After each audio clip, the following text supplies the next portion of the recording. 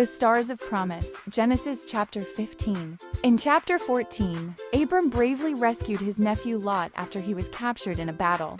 After these events, God spoke to Abram in a vision. God told him, "Do not be afraid, Abram, I am your shield, your very great reward." But Abram was sad because he still did not have a son. He asked God, "Lord, what good are all these blessings if I don't have a child to inherit them? My servant, Eliezer of Damascus, is the only one who will inherit my wealth." God answered Abram, saying, "No, your servant will not be your heir. A son who is your very own will be your heir." Then God took Abram outside and told him to look up at the night sky. God said, "Count the stars if you can.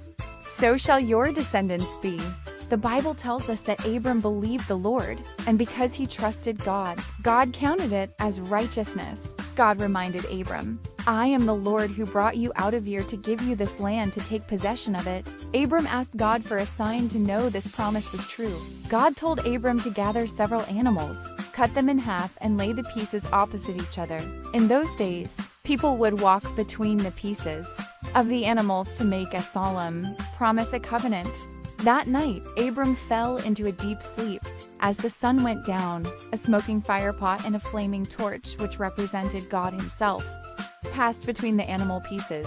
God made an unbreakable promise, a covenant to Abram. God promised that a family would live as slaves in a foreign land for 400 years, but then God would bring them out with great wealth and give them the entire promised land, from the river of Egypt to the great river Euphrates. The most important lesson is that we are saved by believing God, just like Abram trusted God's promise about the stars. We trust God's promise about Jesus, even when we can't see the promise.